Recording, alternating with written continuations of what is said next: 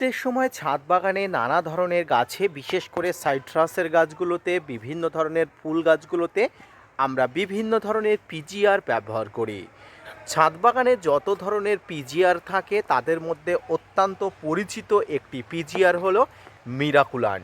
আজকের ভিডিওর আলোচনার বিষয়বস্তু হলো ছাদ বাগানে মিরাকুলানের প্রয়োগ বিধি, অর্থাৎ মিরাকুলান কখন প্রয়োগ করা যায়, ডরমেন্সি পিরিয়ডে ছাদ বাগানে গাছে মিরাকুলান কি আদেও প্রয়োগ করা যায়, মিরাকুলান কি ছাদ বাগানে গাছের ফুল আনার জন্য অত্যন্ত গুরুত্বপূর্ণ বা অগ্রগতি ভূমিকা নেয়, সেই সব নিয়ে থাকছে আজকের গুরুত্বপূর্ণ ভিডিও।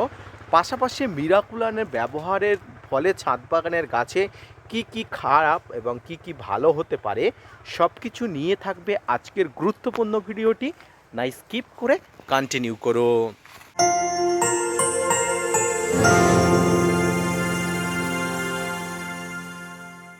প্রিয় দর্শক এবং শ্রোতা বন্ধুরা, ছাদ বাগান মানে আমাদের নানা শখের জায়গা, পছন্দের জায়গা, প্রচুর পরিমাণ ফল ফুল শাক সবজি পাওয়ার জায়গা। আর এই ছাদ বাগানে যাতে প্রচুর পরিমাণ ফল ফুল শাক সবজি পাই তার জন্য গাছকে প্রচুর পরিমাণ বুস্টিং করার জন্য দরকার নানা ধরনের পিজিআর ব্যবহার। পিজিআর অর্থাৎ প্লান্ট গ্রোথ রেগুলেটর, যেটি ছাদ বাগানের গ্রোথকে বন্ধ করে দিয়ে প্রচুর পরিমাণ ফুল ফল আনার জন্য অগ্রগতি ভূমিকা নেয়। আর এদের মধ্যে একটি অন্যতম পিজিআর হলো মিরাকুলান, যেটি চেনে না এমন কোনো ছাদ বাগানই নেই। আজকের ভিডিওর আলোচনার বিষয়বস্তু হলো এই মিরাকুলান ব্যবহার বিধি, এবং এই মিরাকুলান অনেকে না বুঝে প্রয়োগ করে, তাদের গাছের কি কি ক্ষতি হতে পারে, কখন কোন গাছে মিরাকুলান প্রয়োগ করবেন। আসুন এবার মিরাকুলান সম্পর্কে আমাদের একটা প্রাথমিক তথ্য আমরা জেনে নিই। এই মিরাকুলান, যার মধ্যে থাকে ট্রাইকন্টানাল 0.05 ইসি, আপনারা যদি একটু ভালো করে ফলো করেন তাহলে বুঝতে পারবেন যে এই মিরাকুলানের মধ্যে ট্রাইকন্টানাল থাকে, যার পরিমাণ হলো 0.05 ইসি। এটি ছাদ বাগানে যে কোনো সময় কিন্তু প্রয়োগ করা যায় না। ট্রাইকন্টানাল সব গাছে থাকে, যে সমস্ত গাছে কম থাকে সেখানে ফুল ফল কম থাকে। অর্থাৎ যে মিরাকুলানের মধ্যে যে ট্রাইকন্টানালের কথা বললাম, এই ট্রাইকন্টানাল সব গাছে কম বেশি থাকে। যে গাছে কম থাকে সেই গাছে কিন্তু প্রচুর পরিমাণ ফুল ফল উল্লেখযোগ্যভাবে কম আসে। এই মিরাকুলান গাছে প্রয়োগে গাছের কি কি ফলাফল হতে পারে? গাছের পাতাতে ক্লোরোফিলের পরিমাণ প্রচুর পরিমাণ বাড়িয়ে দেয়। কার্বন ডাইঅক্সাইড বাতাস থেকে বেশি গ্রহণ করে, তাই এটি মিরাকুলান প্রচুর পরিমাণ কিন্তু কাজ করে। অর্থাৎ আমরা জানি গাছ বেঁচে থাকার জন্য প্রচুর পরিমাণ কার্বন ডাইঅক্সাইডের দরকার হয়, অর্থাৎ গাছের সালোক সংশ্লেষের জন্য বাতাস থেকে কার্বন ডাইঅক্সাইডের প্রয়োজন হয়। আর মিরাকুলান প্রয়োগ করলে বাতাস থেকে কার্বন ডাইঅক্সাইডের শোষণ ক্ষমতা কিন্তু গাছের বেড়ে যায় এবং গাছের পাতাগুলো সবুজ থেকে সবুজ হয়ে ওঠে। এই মিরাকুলান কখন প্রয়োগ করা যায় এবং কিভাবে প্রয়োগ করতে হয়? প্রতি লিটার জলে 25 থেকে 30 ফোঁটা, অর্থাৎ 1 ml থেকে 1.5 ml মিরাকুলান প্রতি লিটার জলে নিয়ে আপনার ছাদ বাগানের যে কোনো গাছের আপনি স্প্রে করতে পারেন। তবে মনে রাখবেন, প্রাকৃতিকভাবে যে সমস্ত গাছে ফুল ফল আসছে সেই সমস্ত গাছে আর মিরাকুলান প্রয়োগ করার কোনো প্রমাণ দরকার নেই।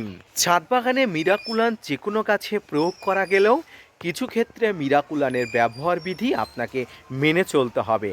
যেমন ডরমেন্সিতে থাকা কোনো গাছে মিরাকুলান প্রয়োগ করা যাবে না। এই সময় আমরা ভুল করে ছাদ বাগানে লেবু গাছে, আঙুর গাছে ইত্যাদি গাছে, বিশেষ করে লেবু গাছে আমরা মিরাকুলান ব্যবহার করি, তবে এক্ষেত্রে আপনার কিন্তু ক্ষতি হতে পারে। মিরাকুলানের মধ্যে প্রচুর পরিমাণ ট্রাইকন্টানাল থাকে, আগেই বলেছি, যেগুলো গাছকে বাড়িয়ে তুলতে বা গাছের গ্রোথ হতে সাহায্য করে। তাই কিন্তু মিরাকুলান যদি আপনি ডরমেন্সিতে থাকা গাছগুলোতে প্রয়োগ করেন, গাছের কচি পাতা আসার সম্ভাবনা অনেক অংশে বেড়ে যায়। আরও একটি মারাত্মক ভুল আমরা যেখানে করি সেটা হলো মিরাকুলান আমরা কন্টিনিউয়াসলি যে কোনো গাছে প্রয়োগ করি। এটি কিন্তু মারাত্মক একটি ক্ষতির লক্ষণ। আপনার ছাদ বাগানের কোনোভাবেই মিরাকুলান কন্টিনিউয়াসলি প্রয়োগ করা যাবে না, কারণ কন্টিনিউয়াসলি মিরাকুলান প্রয়োগে আপনার ছাদ বাগানের গাছের ট্রাইকন্টানালের পরিমাণ বৃদ্ধি হবে। এক্ষেত্রে গাছের হিতে বিপরীত হতে পারে। তাই মনে রাখবেন, আপনার ভুল সিদ্ধান্ত, ভুলভাবে প্রয়োগ করা মিরাকুলান আপনার গাছে কিন্তু সাইড এফেক্ট ফেলতে পারে। এবার জেনে নেই মিরাকুলান গাছে কখন প্রয়োগ করতে হবে।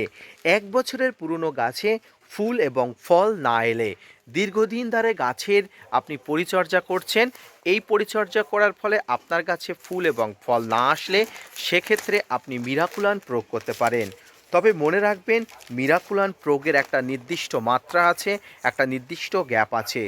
যে সমস্ত গাছে অনেক দিন যাবৎ ফুল আসে না প্রাকৃতিকভাবে, সেই সমস্ত গাছে আপনি মিরাকুলান ব্যবহার করে দেখতে পারেন, নিঃসন্দেহে ভালো ফলাফল পেয়ে যাবেন। এছাড়াও মিরাকুলান ব্যবহার করলে গাছ ভিতর থেকে শক্তিশালী হয়, অর্থাৎ রোগ প্রতিরোধী করে তোলে। বৃষ্টির সময় কোনো পিজিআর ইনক্লুডেড মিরাকুলান আপনি প্রয়োগ করাতে পারবেন না। এছাড়া শিশির অবস্থায়, কুয়াশা অবস্থায় আপনি ছাদ বাগানে কোনোভাবেই মিরাকুলান প্রয়োগ করতে পারবেন না। মিরাকুলান প্রয়োগ যদি করতে হয় সেক্ষেত্রে আপনাকে স্টিকারের ব্যবহার করতে হবে, যেটি ছাদ বাগানের যে কোনো গাছের সঙ্গে আঠালো অবস্থায় লেগে থাকে। অনেকে ছাদ বাগানে কীটনাশকের সঙ্গে পিজিআর ব্যবহার করতে চায়, তাদের ক্ষেত্রে বলবো কখনো কীটনাশকের সঙ্গে এই মিরাকুলান পিজিআরটি গুলিয়ে ফেলবেন না, এবং মিরাকুলান পিজিআরটি কীটনাশকের সঙ্গে একত্রে মিশিয়ে ব্যবহার করবেন না। এবারে আপনারা অবশ্যই জানতে চান, বা আপনারা অবশ্যই অনেকে প্রশ্ন করেন, কি দেখে বুঝবো ছাদ বাগানে মিরাকুলানের নামক পিজিআরটি ব্যবহার করা উচিত বা মিরাকুলান নামক পিজিআরটি দরকার?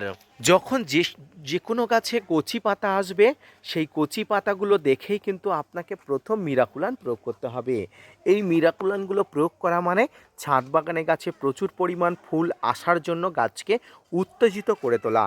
তাই গাছে ফুল ফল আসার আগে যখন কচি পাতা আসে, তখন কিন্তু আপনাকে এই মিরাকুলান প্রয়োগ করতে হবে। প্রিয় দর্শক বন্ধুরা, এইভাবে ছাদ বাগানে মিরাকুলানের ব্যবহার বিধি সম্পর্কে যদি আপনি অবগত না থাকেন, তাহলে কিন্তু আপনি মিরাকুলান ব্যবহার করে ভালো কাজের থেকে খারাপ, অর্থাৎ খারাপ ফলাফল আপনি পেতে পারেন। তাই মনে রাখবেন, আপনার ভুল সিদ্ধান্তে ছাদ বাগানে ক্ষতিগ্রস্ত হতে পারে, উল্টোপাল্টা সময় আপনি অতিবাহিত হতে পারে। তাই আপনি কারো কথায় প্রভাবিত না হয়ে মিরাকুলান যখন তখন ব্যবহার করবেন না। আপনার ছাদ বাগানে যখন সত্যি পিজিআরের দরকার হবে, যখন সত্যি যে গাছে পিজিআর দরকার হবে, তার জন্য আপনি মিরাকুলান ব্যবহার করতে পারেন। তাই মনে রাখবেন, আপনি সঠিক ব্যবহার করলে ফলাফলও সঠিকভাবে পাবেন। আজকের ভিডিওটা এই পর্যন্ত। আশা করি বুঝতে পেরেছেন, আশা করি বোঝাতে পেরেছি। যদি বুঝতে পারেন, যদি বোঝাতে পারি, তাহলে অবশ্যই gardener tips with Kamal YouTube চ্যানেলকে সাপোর্ট দিবেন। ভিডিওটি শেয়ার করতে ভুলবেন না। ধন্যবাদ।